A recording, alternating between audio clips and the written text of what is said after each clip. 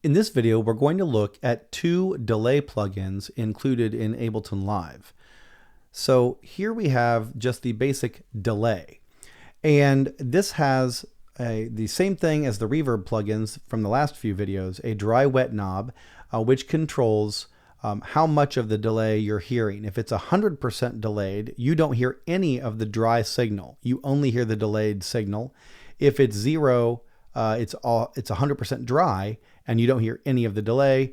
And as in reverb, a little bit goes a long way. I'm going to set this to about 40% for now. And then there's also a feedback knob. This is the other primary control that shapes how many delays you hear. So this is the delay feeding back into itself. And you got to be careful with this. If you go up to the top setting, 95%, that's still not 100%. Some plugins will let you go over 100, and that's where it gets really interesting. But feedback at 95%, the delay would keep repeating like for a very, very, very long time. Whereas at a smaller percentage, it will feedback maybe once or twice. So the more feedback you have, the more discrete echoes you have. And that is the difference between delay and reverb. With delay, you hear each discrete echo as its own thing, whereas with reverb, all of the echoes are so close together, you hear them as one sort of hazy sound. So there's also another section of this plugin that I want to show you before we hear some music. And this is the delay time section. Right now, we have a left and a right channel that are synced together. If I change one, they both change, but I can actually desync them and have different settings for my left and right. It's kind of cool. I'm going to go ahead and link them for now. Now these numbers represent 16th notes. And so if I have it set to 1, it's a 16th note delay. Very superstitious. You can hear the delay comes very quickly. Writings on the wall.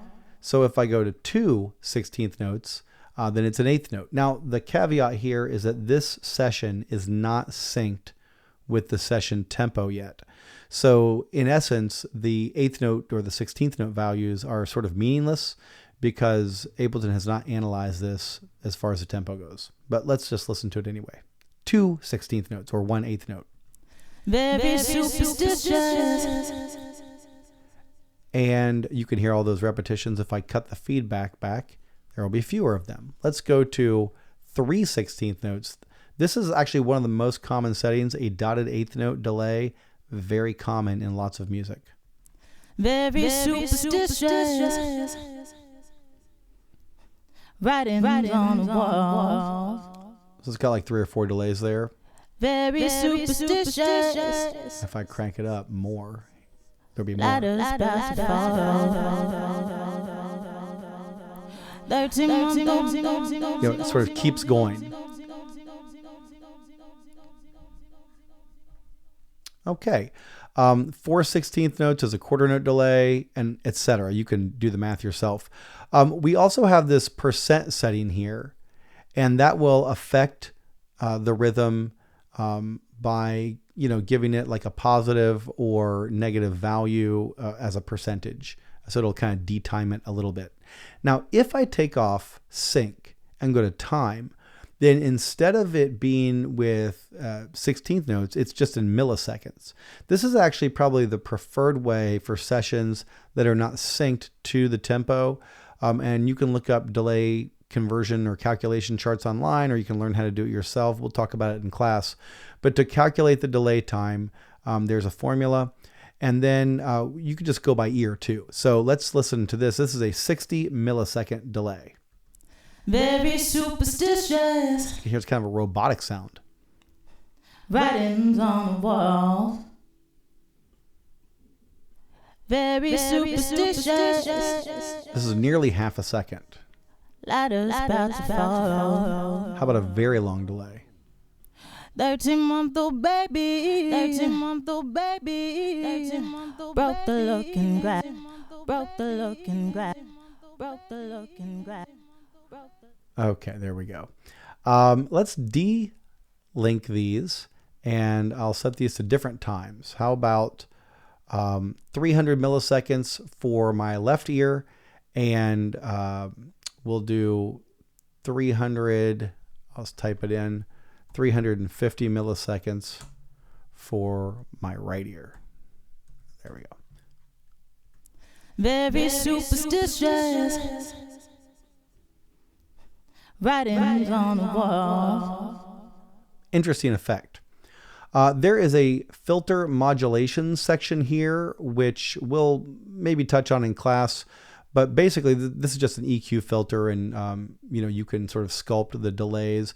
For instance, this will cut all of the low end out of those delays. Let's link these back again, and maybe. Very superstitious. Now you can hear the delays are Writings on the wall. very skinny and high pitched. It's because of this filter. Very superstitious. Now they're kind of dull. Ladder's about to fall. So it's just another way to shape the delay. Finally, over here we have modes, right? Repitch, fade, jump, and ping pong. And you can experiment with those. I don't want to like stretch out the video, but I will say that ping pong is very fun. This sort of ping pongs it back and forth between your left and right ears. Very superstitious. Writings on the wall. So there you go. If we look down the chain here at filter delay, it's basically the exact same thing, right? It's got the same 16th note or millisecond setup, and it's got the same filters here, except that it has separate sections for your left side, your right side, and the combination. So you actually have 3 different delays possible with filter delay, right? You have one for your left, one for your right, and one for the like sort of the middle, the blend of the left and right together. And then each of those controls has its own unique feedback setting, a pan control. Right now it's set up as you would expect for the left to be only in the left, the right to be only in the right, and the center to be in the center. And then there's a volume control here so that you can sort of mix those levels together. Other than that, it's the same. It's just more of them stacked together. Let's take a listen to this and play around with it. Very superstitious. Writing wall. Very superstitious. Ladder's about to fall. 13-month-old baby broke the looking glass. 7 years back. It's fun. So check out filter delay and delay. They're both great delay plugins.